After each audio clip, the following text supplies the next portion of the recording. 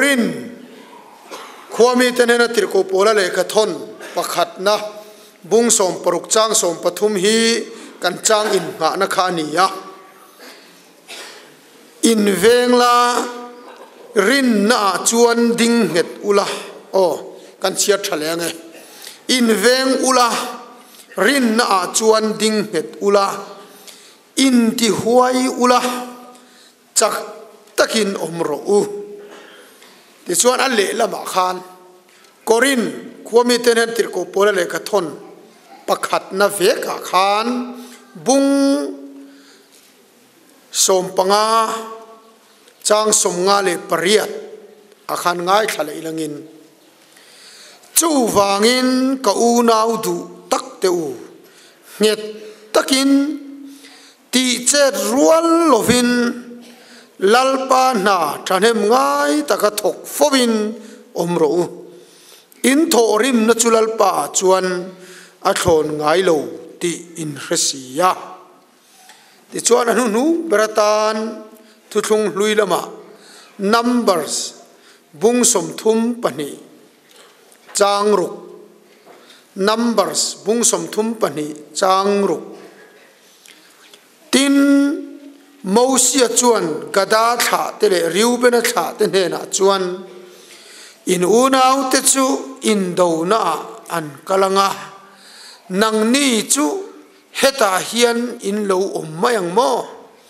engatinge lalpan apek ramalut lo tura Israel tha teril ru intizam don thogan chiar khalalpan malmin som sakro se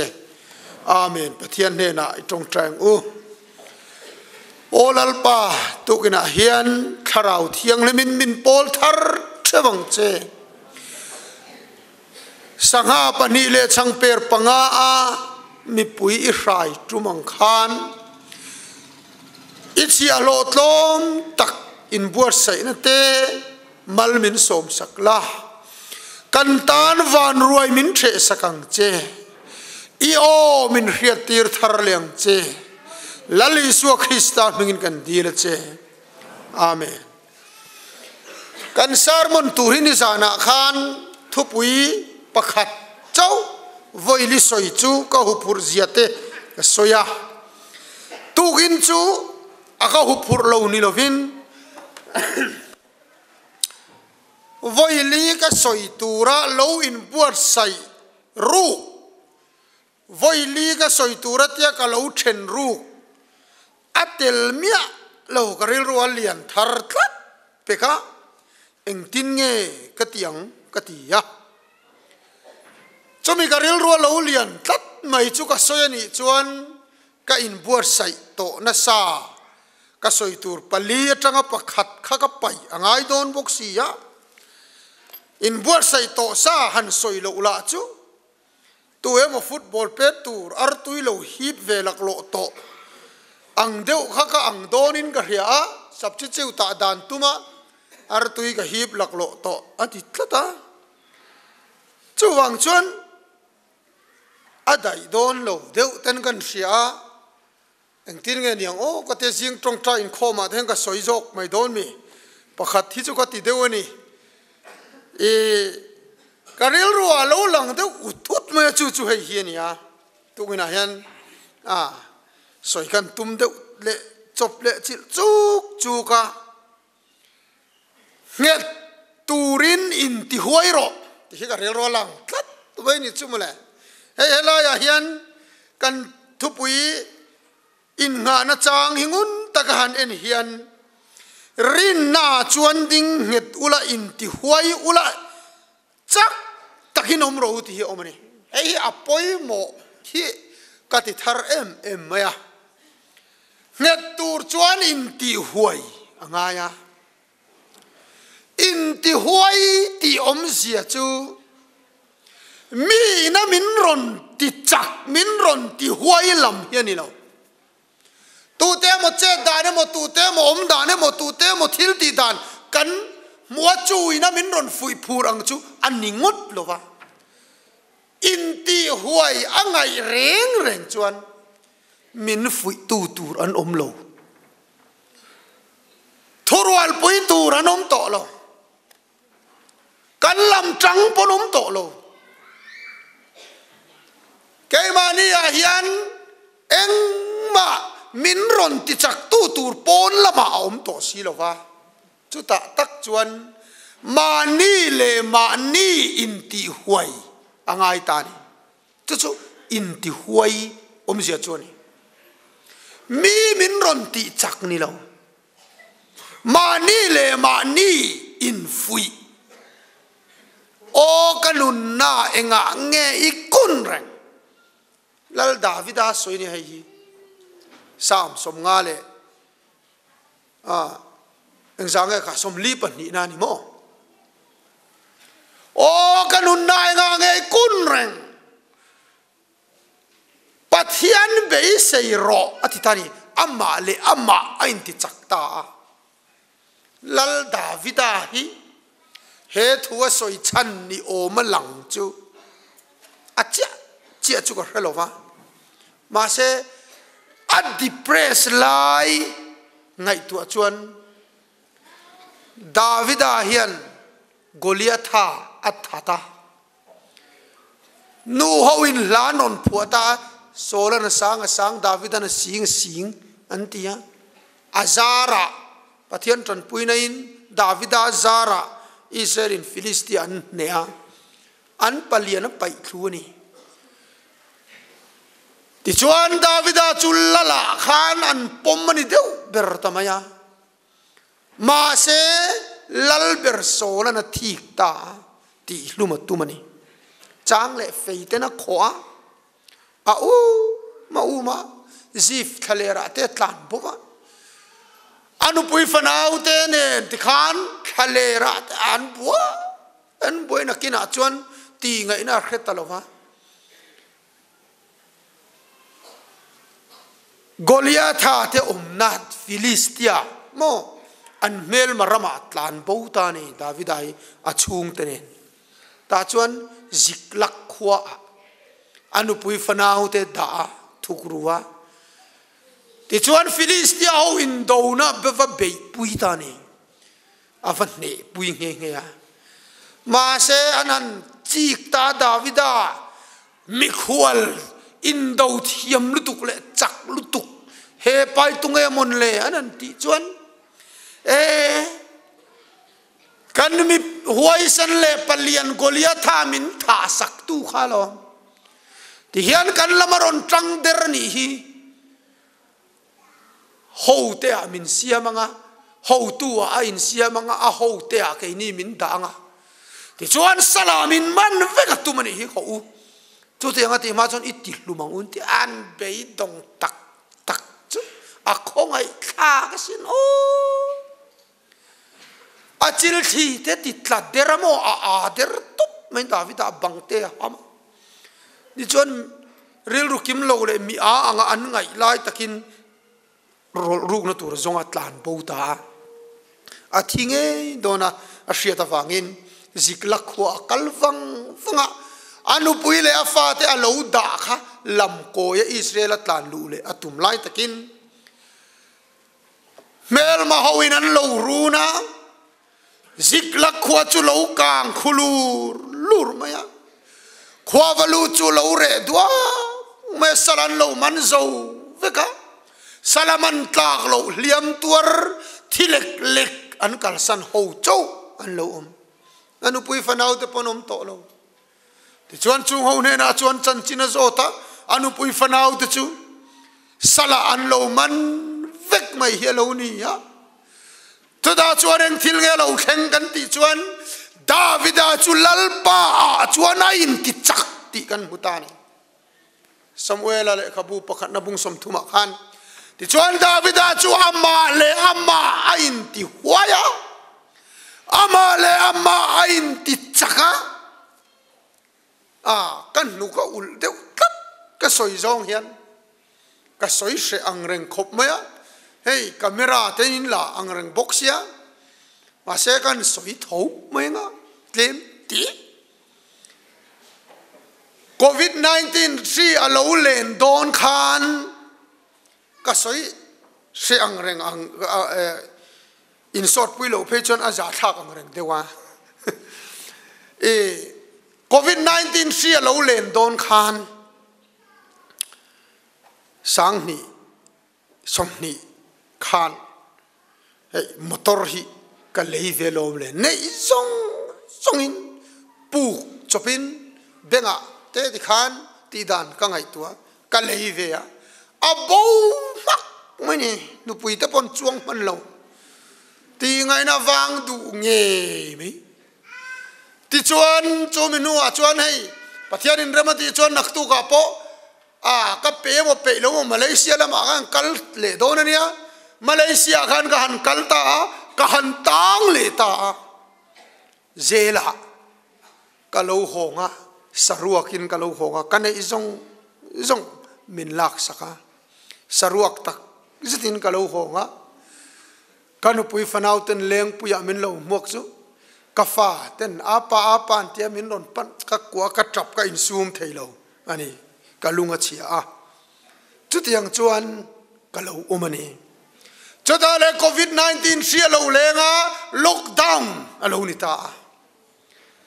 kanei zong in thil ka le alo bo bok sia ti chuan helai a foreigner ka han tanga saruakin kalau ho bok sia lockdown an lo ni le bok si chuan buai thak deu chu enge kan eyang ti ngai khopin eng tin nge kom ta kang ti ngai khop hian ka lo buai ve ta o Israel fa ta khan pathian thu an lo oi lo chang te an lo nom sak lu tu khalal pan lo hoi san chang te khan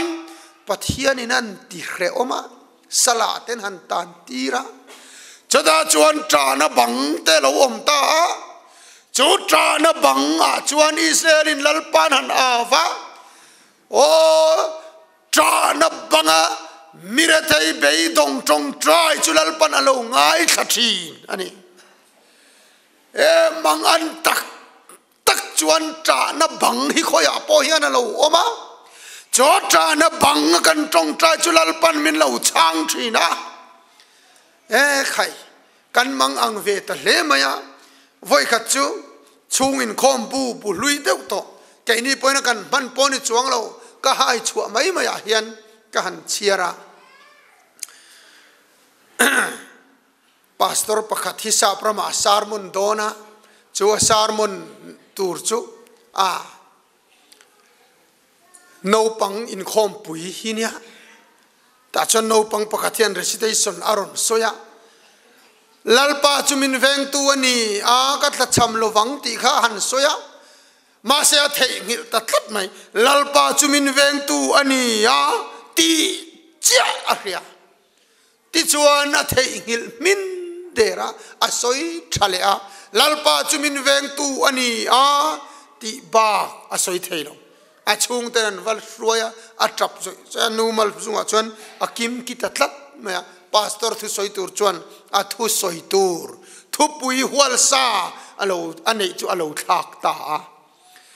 ti hian ti ka thu pui thak angai tatlat mai no pangte in lalpa chumin veng tu ani ati chau aria abag zonga thei hila azakle atrapa achung te po an zaka ma se tuna hian ati ka thu pui chu hei hiani lalpa chumin veng tu ani ti hiat atok ti hi ka soi don ti soi ta lo khowela hian thil zong hi thei hil mai la lalpa chumin veng tu ani ti chau po hi kan khriat chuan kan dam chunga ta na to ti kha chu chung in khom chuan kanun chu minon chok danglam ta vek maya he khowela hian eng ma nei lo mai la kanei zong hi bo vek ma sela kangral vek ma sela lalpa chumin veng tu ani ti ka khriat chuan atok ni chuta chuan ka in ti huai ta ni chuta chuan COVID-19 si are wang lo in lockdown engabot khong zual anan thadul khan aizola ka chukha adora ka kala khatiang siam tirna frame tir theina khan ka kala ka juk zia tir ta lo mole lalpa chumin veng tu ani ti hria ta to ti ka juk zia tira ina ka tar tawang maya ti chuan tuna motor te bogan ron ken chho vele ta athar number po lekha bel chupkha anunga hian fia taka chiar thei turin lalpa chumin veng tu ani ti hria ta tok ti ka ziak ni wana tu na hian hei ka soi du chan cho in ti huai ti hian midang rin chan turan lo om talova midang be sei turan lo om talova malam hun kanan ngai tua chuta tak chuan ti dan ti ngai na lo om lo hian mani le mani in ti huai angai chi mani le mani in ti chak angai chi ring na ding nget tur hian ring tu nun nget nei tur hian kan nging china kan nget lova kan tlu sop fo chin sia eng tin nge kan ti ta kan ti chuan o midang min fui turan om lo poin in nga na tur tang om lo poin mani le mani hi kan in ti huai chop turani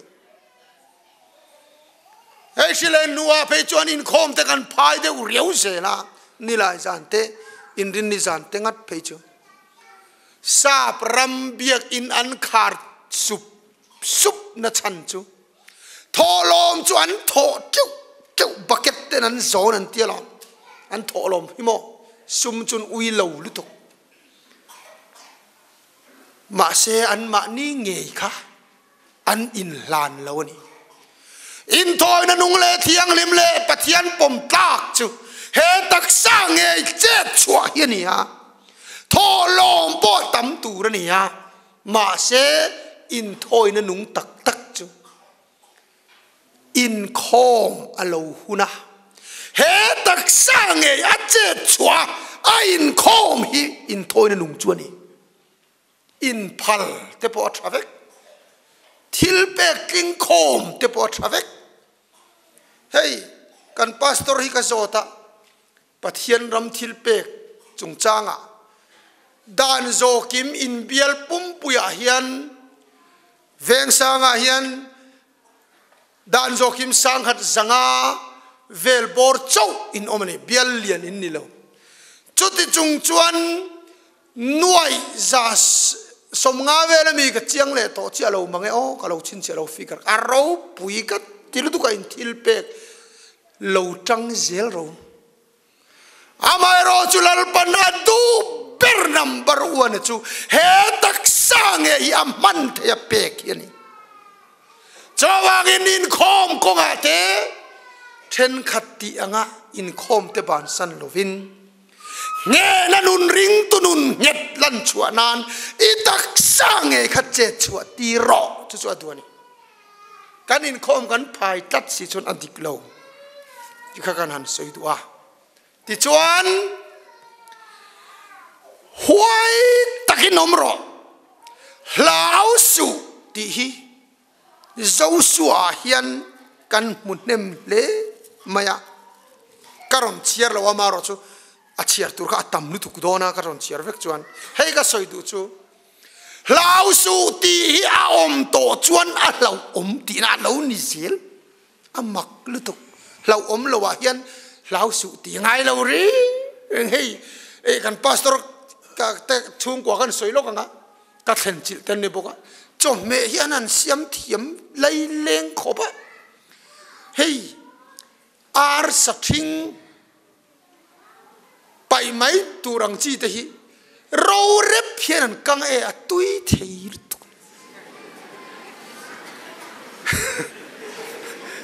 au viom na kan soi lo ka nga chom be hian siam thiam thei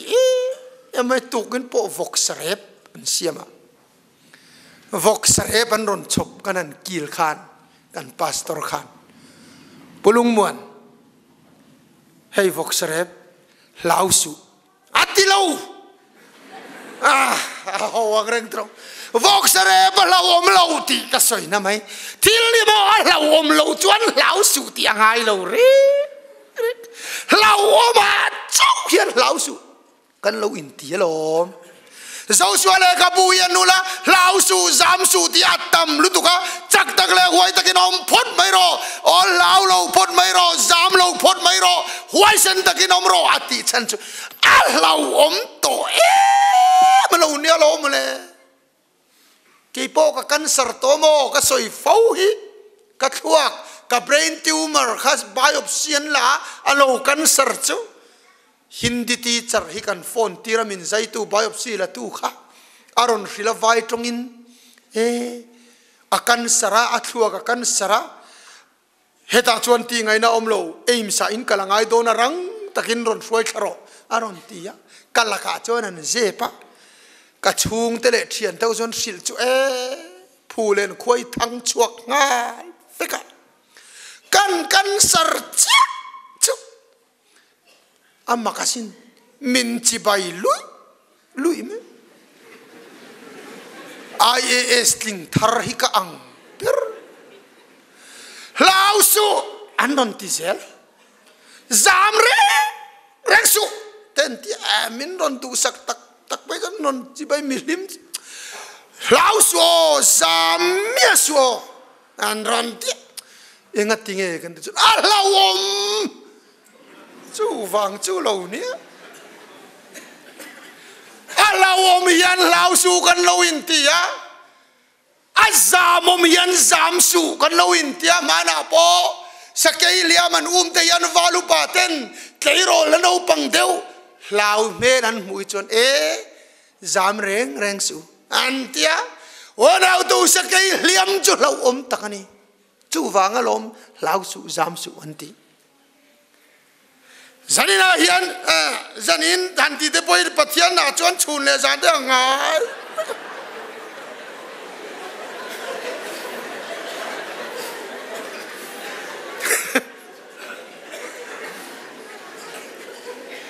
poi mo em chumo Joshua hun le Mosia hun hi ai nang lova Mosia una chuan mel ma reng hi pathian ina beisak char tui puisen de ka ama ina chata andai kaya nisa tak yelpon tuar ngai lo ni ang chum ding kha a in sona lim nu maron siam saka khaler tur ni sanga khan ni liman kal anril tram le mana pe a sanai chak le va mi ma pe a khai pathian yana tilti theinai atlantir char mai ni chu và mi man pe te ka pathian ka ache over ve khopamo Mosia khan lalpa sa ka pengi te i pe tak takang mo heng ho ei turi engin nge dai se ngang le tui fin ria ta sanga zong bona dai lowanga ramsa zong hital vekila a dai lowanga ma se thale ra chuan sa ka pengi tia eng tin nge kan tiang anti mai chu pathianin khai Mosi khai ti kha in jak tel chuang lo ba hengo wisa ka pe thei lawang mo lo en ro an ti cha van hin ron khar ni chu va mi hian an khok na salu to ka athim mu thim thua ni lo khleng do na mun tia sa an lo khleng ani chu an ron tlamon chung zona hanan tatam mai ma sin helama tong ni khat kal helama tong ni khat kal helama tong ni khat kal helama tong ni khat kal tong ni ka tong ni lo sap tong durulu tok patiani na san pe tak revival speaker sidal enga pechon mo Mosia podel lum tre palom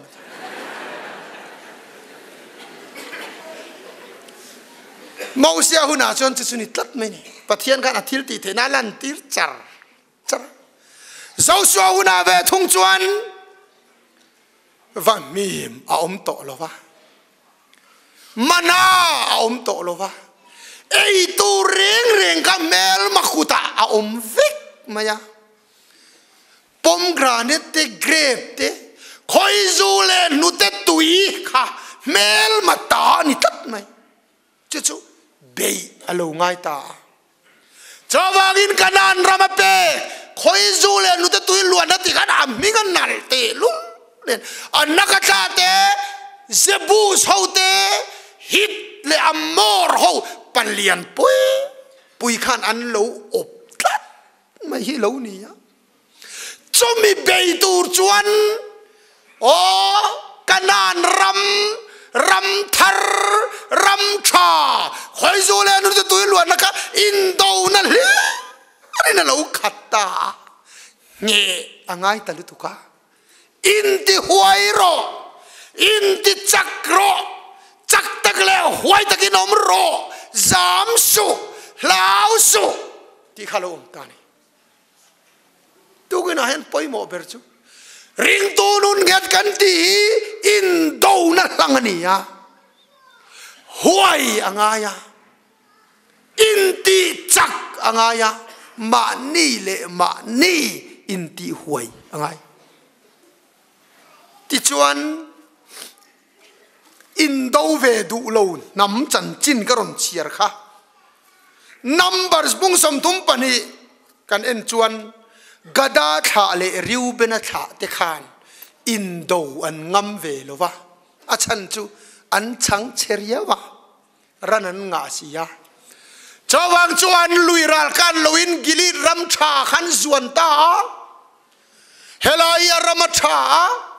ran poin an nge yang phul hring dup munania chu wang chuan ra le lama kan lo kai ve lo mayang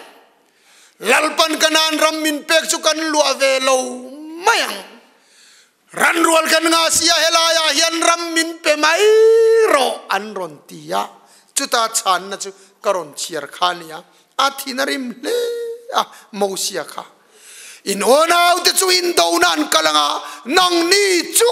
heta hianin lo om mayang mo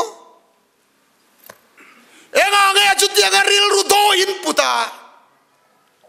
midang ril ru ti sam thai turin enga tinge ril ru in puta onau do in ring tu nu ni in do na nia in do ngam lo tan nget takina om thei lo huai takina om thei lo pathian hian in do nei alo du kat mai ring tu nu na hian in do ngam lo thalai rual kan ni chuan in ngai tua ngai ka ti depress man kan ni lo ti ka soi du lo kan depress na salut tuk ti eng wang nge niang akei dei doctor shakima momin ti an tam to le ni garinga phone ten min be sup maya inog lum dam pe mang to lo no pang te kan van nga ta em hey hieng tia ti tur nge niang o voi ka chu in ok lum tila nula pakhat chui vak oi lo in thil kan suenga asan chu man ani lo la rei afrei tak pol ani lo nula pakhat kum som pariat upa hian min ron pana hey amana lo khrat chon min lo ngai dam sela chan chu mi dia te chak to pathian ro pui na ni se sang akum chu soi lo tai la kum som pariat mi khan min ron pana kum thum kalta khan Christmas an lo mang na sadewa grape wine tenen beer tenen an lo manga kum som pariat ni chon kum thum kalta chon kum som pangani a virginity athiang limna alo lo ni an thian du ni nan nia ti chuan an nuwa chu an 6 month pui te chuan in soi theinan an lo mang le ani mai thei an ril ru alo mang ang ta in ok lum dayang an lo in tia an pani chuan in ok lumang tin an lo in ne ma pakhat jok chu in ok lum ta pakhat jok ngam ve lo chuan min ron pan na ni